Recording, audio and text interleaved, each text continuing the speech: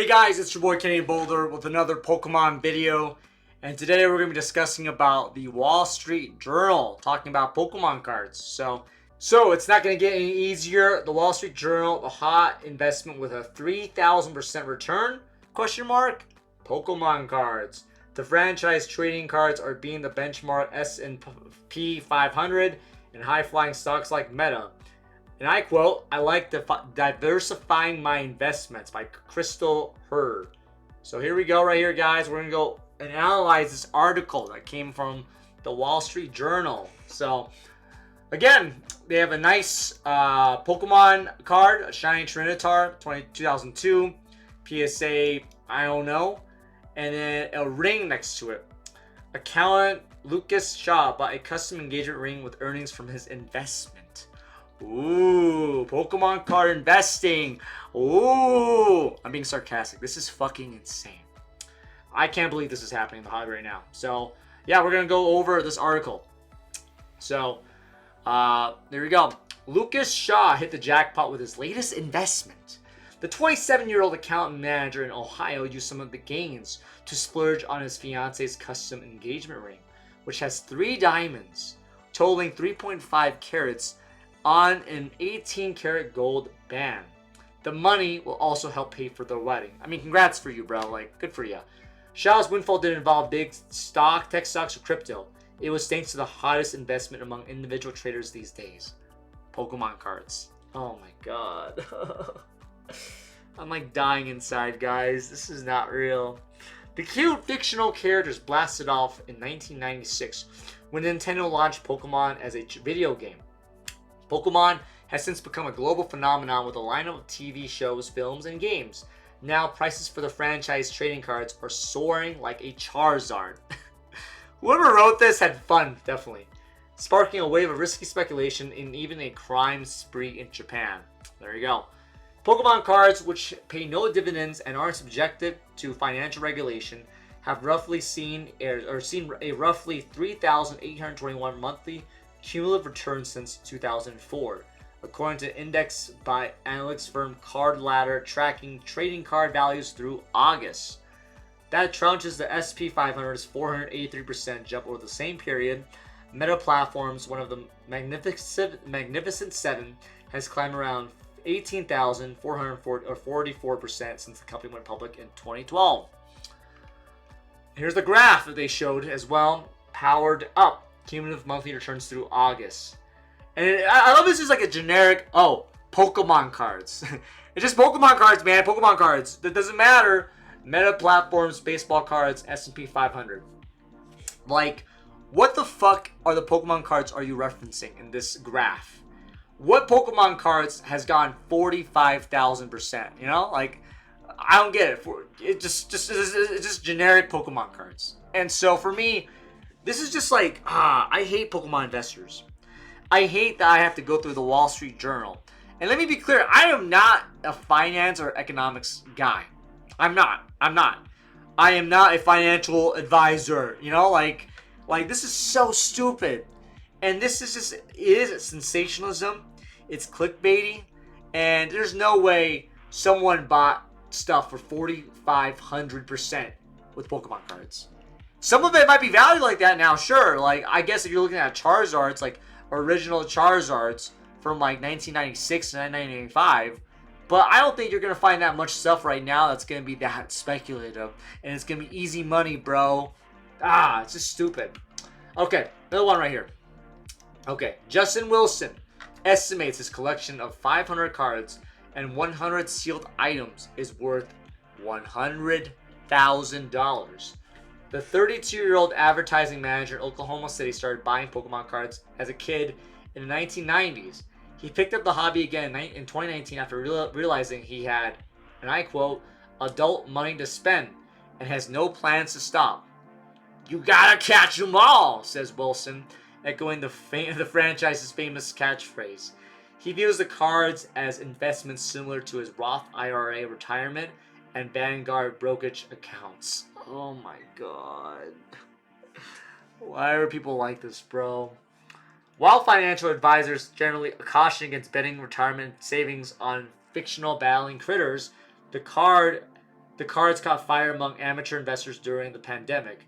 As some investors banded together to spark the GameStop meme stock mania, a more fringe group of traders, also stuck at home and armed with cash from government stimulus, began scooping up Pokemon cards. I mean, dude, those stimulus checks were like $1,200. You're not going to be able to like make that much money with Pokemon cards.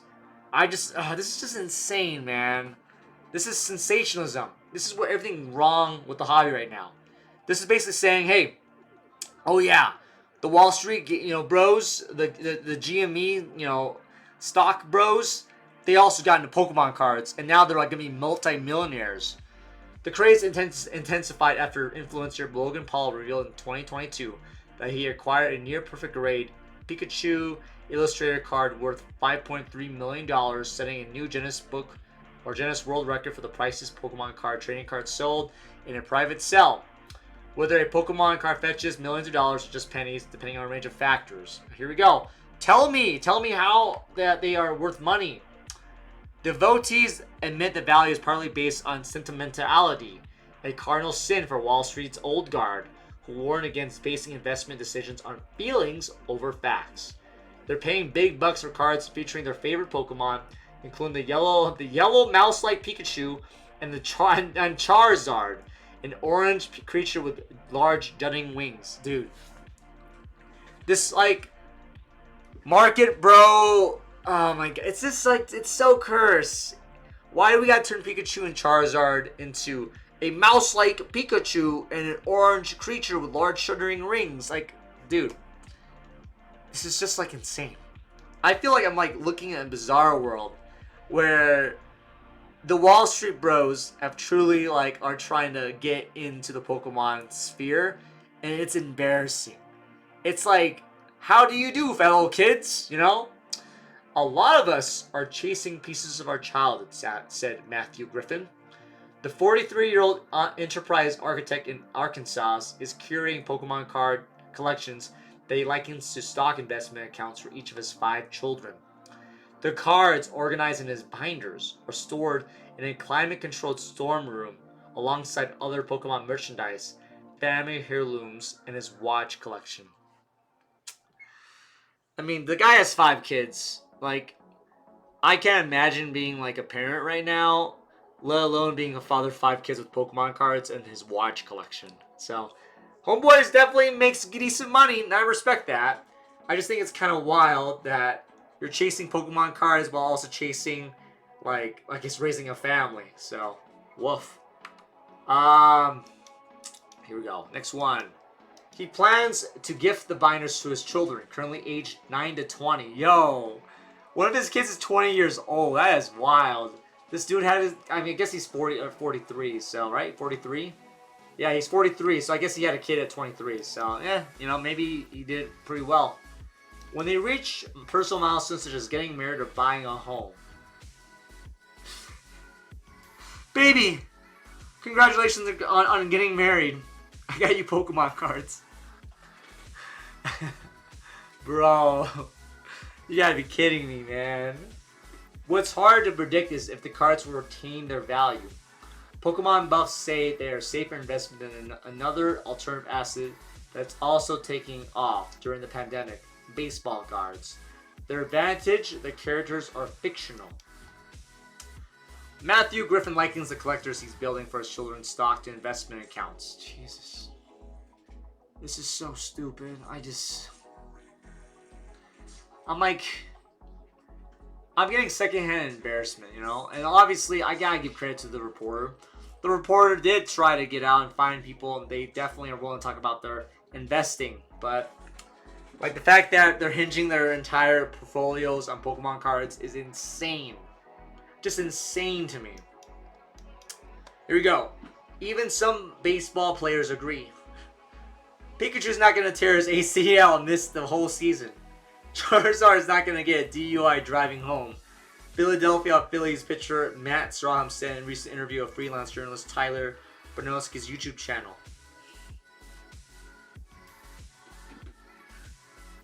Charizard's not going to tear his ACL. Pikachu's, oh my god, Pikachu would be bonkers to get a DUI. What the fuck is going on, dude? Why has become the Pokemon card hobby? This is so stupid. Like, I feel I'm getting stupid reading this shit. You need to have a Wall Street subscription to read the Wall Street, Times here. Some like 80-year-old lady or like 55-year-old like stalker, like who's like a Warren Buffett chill is gonna look at this and be like, "Oh my God, honey, bring out Timmy's Pokemon cards. They're worth money." And this is like the wrong thing about this. This is why Pokemon cards have gone downhill, in my opinion. Is because of like the value of the cards. Cards equals money being in play now. And that's never been the case. Pokemon cards were supposed to be a game for kids to play, not for stock and Wall Street stock bros to invade and just take over. And this is like the wrong message. Those kids, Matthew, they're gonna get screwed over in their idea of Pokemon cards. They're not gonna care about the Pokemon. They're gonna care about how much the Pokemon cards are worth. So this is where I have problems with the current hobby right now. Critics say Pokemon card prices are inconsistent and subjective. There isn't a standard price for cards, and it is unknown how many of each of them are in circulation. The market's monster gains have also raised concerns about a potential bubble. Baseball cards famously crashed in value after companies ramped up production in the late 1980s. Charlie Pids, a 28-year-old in Denmark, began investing in Pokemon cards this summer. He discovered his childhood stash while on a parentity leave. Oh my God, parent leave. That's the word. With his 6-month-old baby, and is now working to complete his collection. I like diversifying my investments, so I've got some stocks. I've got some crypto, and then I figured I'd start a bit of Pokemon investing as well," said Prids, a Mason apprentice. If you like a risk in your portfolio, I think it's a good way to go. Imagine you have your 6-month-old baby, and you're like, "Baby, I'm gonna make money with Pokemon cards." Oh my God. I can't. Guys, it's so stupid. It's so stupid. I have so much beef with Pokemon investors. I have so much beef with Wall Street right now. Because it's just for the rich. That's what it is. Pokemon cards has become a hobby for rich people. It's not a hobby for kids. It's not a hobby for like collectors. It's a hobby for rich guys who like crypto, who are willing to diversify their portfolio. This is so stupid.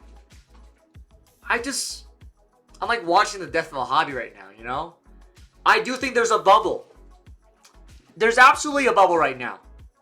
The only people who are willing to pay scalper prices are either scalpers or rich guys who are being massive crypto bros.